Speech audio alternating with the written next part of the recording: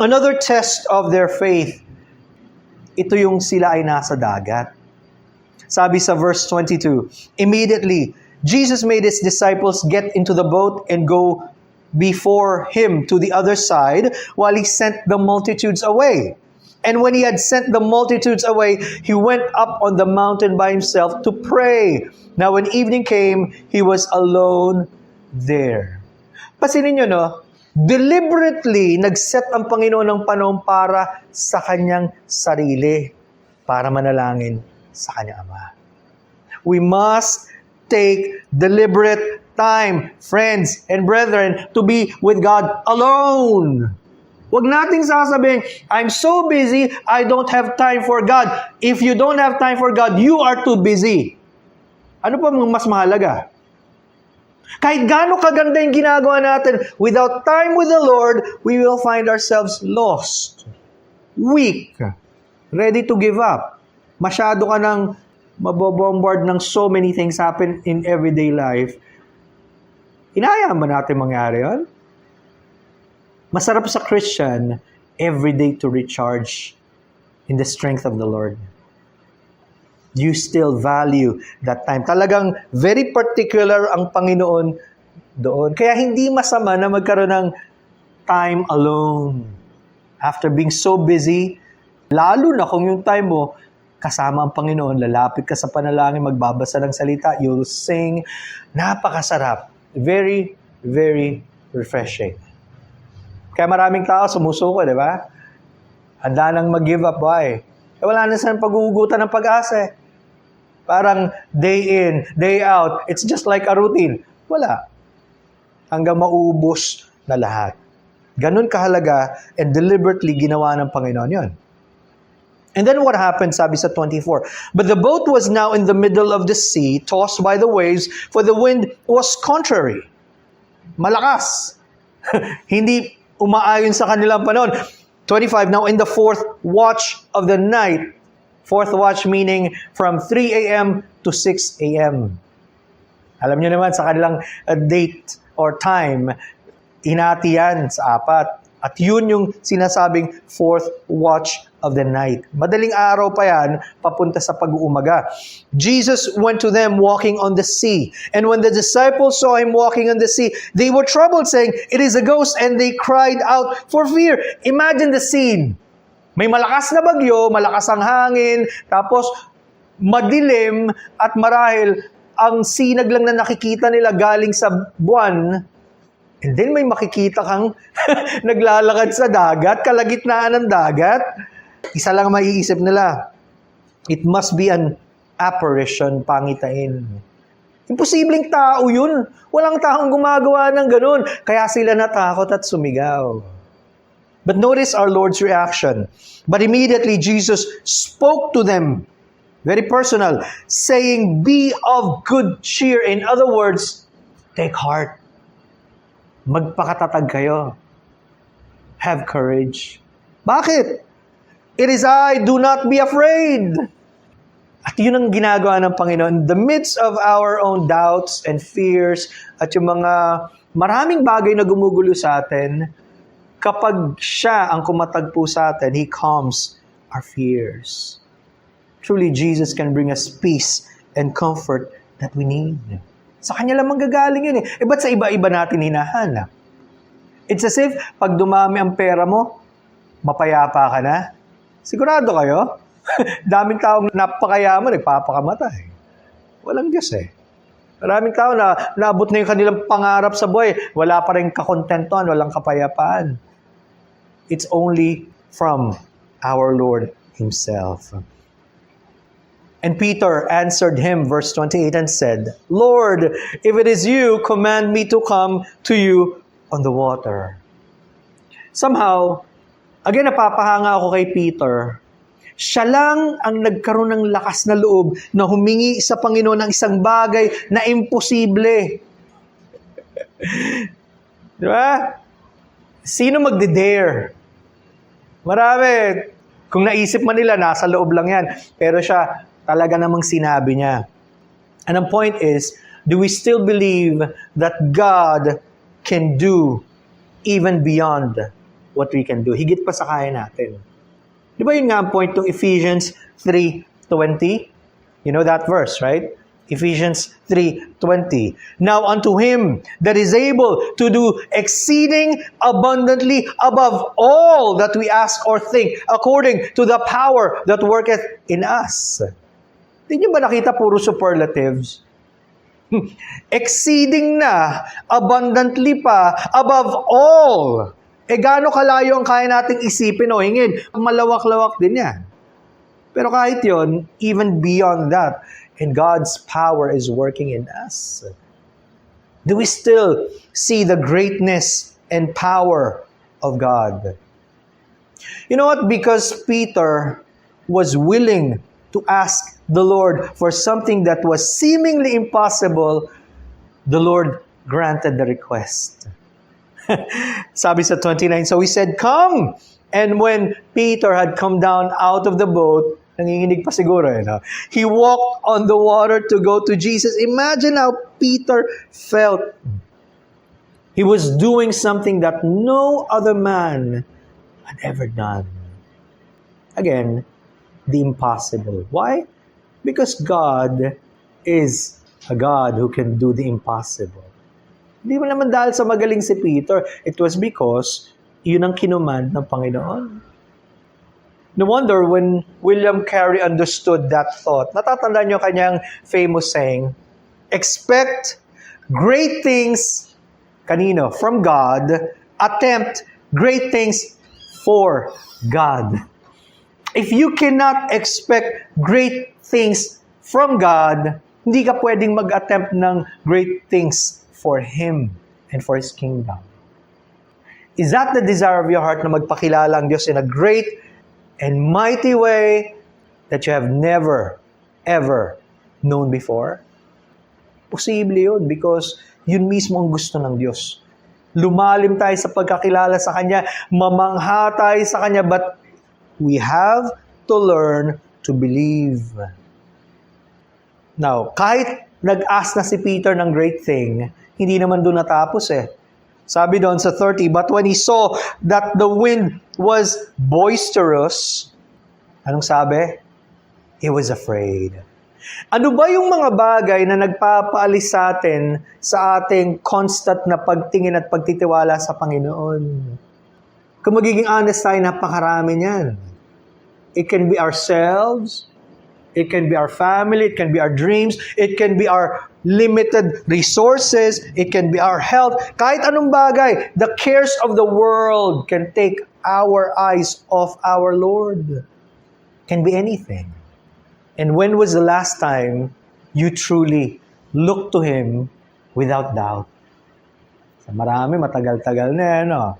Nasanay na tayong, nananalangin ako, pero kung sasagutin ng Diyos, okay. Kung hindi, okay lang. Do you really believe? Nanalangin ka pa, hindi ka na pala naniniwala, para saan yun? Times ganun tayo, di ba? Marami tayong habits na nakasanayan, but it's not because we truly believe in God.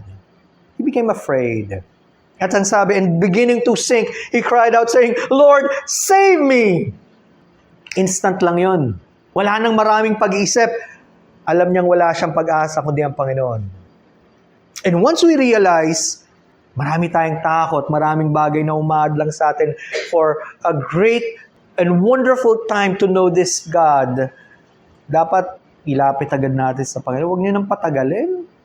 Huwag tayong makontento na malayo sa Kanya. Huwag tayong makontento na hindi natin nararanasan ang pagkilos ng Diyos sa buhay natin. And the Lord is able to answer. Immediately. Sabi doon, 31, and immediately Jesus stretched out His hand and caught him. He is the God, not only of the impossible, but He is also the very present help in trouble. Ngayon mo siya kailangan, ngayon ka lumapit. Not tomorrow, not next week, now. He's able to help us immediately. Anong tugon ng Panginoon after, hindi niya naman pababayaan si Peter. Pero may lesson sabi niya, and He said to him, O you of little faith, why did you doubt? Again, may mga high points tayo sa Christian life natin, may mga low points. Pero ano ba yung nagbibigay sa atin ng pagdududa sa Panginoon so that we can completely trust Him? Lalo na kung hindi na maganda ang nangyayari. Di ba, madaling makampante kapag everything seems okay. But what if testings, trials, difficulties come? Ganun pa ba?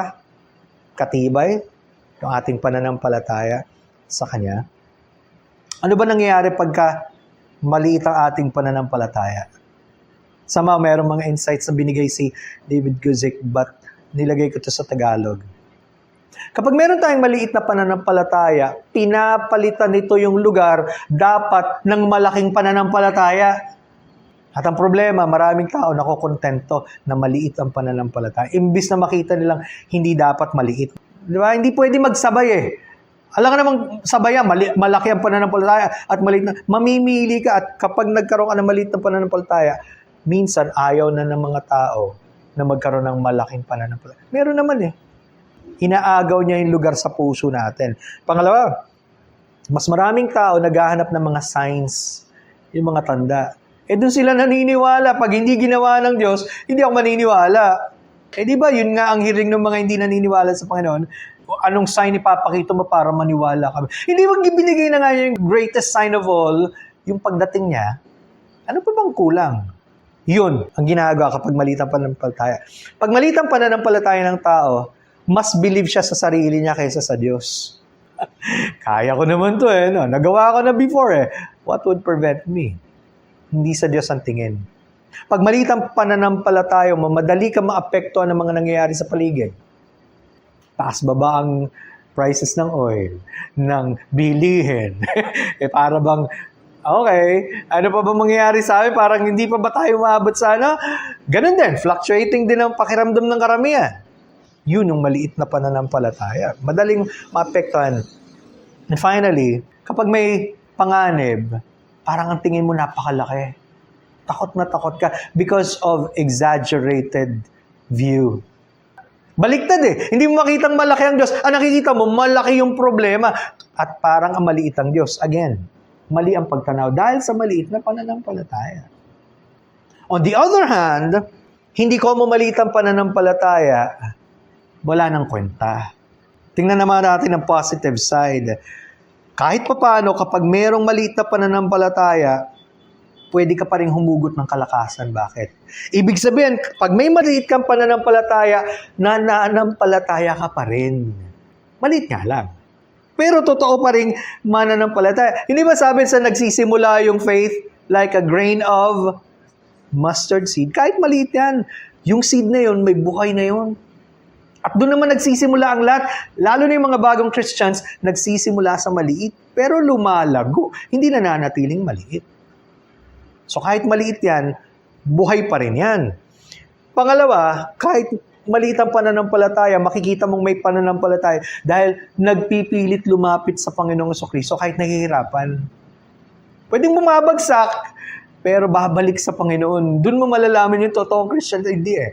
Kahit nga maliit ang pananampalataya. Yung walang pananampalataya, hindi babalik sa Panginoon yun eh. Pag nahirapan eh.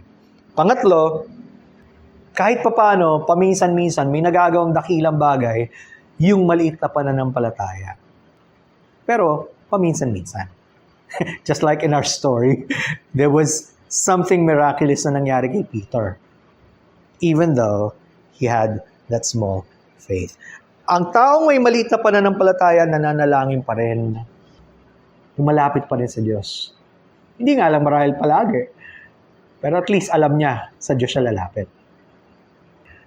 At again, finally, ang isang taong may maliit ang pananampalataya, ligtas pa rin. Bakit? Nasa Panginoong Jesucristo pa rin siya. Hindi naman nawawala yung kaligtasan ng isang Kristiyano kapag lumit ang pananampalataya niya. Pero tinuturuan lang tayo ng Panginoon. Kita niyo? There are degrees of faith. Pag nagsimula tayo sa maliit na pananampalataya, dapat lalago. At yun ang desire ng bawat isa sa atin. Huwag tayo makontentong yun na lang all the rest of our life. Di ba? Ang challenge nga ni Spurgeon, Ilang provoking questions, di ba? Sabi niya, you do believe, and if you believe, why doubt? If faith, why little faith? If you doubt, why believe? And if you believe, why doubt? Totoo bang naniniwala ka, bakit ka nagdududa? May pananampalataya ka, ba't gusto mo ng maliit na pananampalataya? Kung nagdududa ka, ba't ka naniniwala pa? Nagdududa ka naman pala. Kung naniniwala ka naman, ba't gusto mo pang magduda? Alam mo yan? Hindi sila compatible Either you learn to trust God and trust Him fully, at yun ang gusto natin, turuan tayo ng Diyos para hindi na tayo makontento sa maliit na pananampalataya. Nasaan tayo doon? Matagal na ba tayong Christians? Pero okay na sa atin yung ganong klaseng pananampalataya? Do not be content, my friend. Hindi yun ang plano ng Diyos sa atin. For our entire lives? No. Anong nangyari, sabi sa 32 and 33, and when they got into the boat, the wind ceased. Then those who were in the boat came and worshiped Him, saying, truly, you are the Son of God.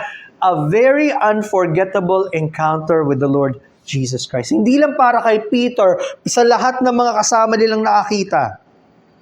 And their natural reaction was to worship Him. They acknowledge Him as truly the Son of God. Wala nang makakagawa nun. And He alone deserves our worship. Ganun pa ba tayong namamangha sa Panginoon because of the great things that He has been doing? Sana palagi nating maranasan yung mga kapatid. Kung may ginawa ang Panginoong dakilang bagay noong nakaraan, sana ngayon pa rin. At sa mga susunod pa. Marami pa siyang pwedeng gawin sa buhay natin.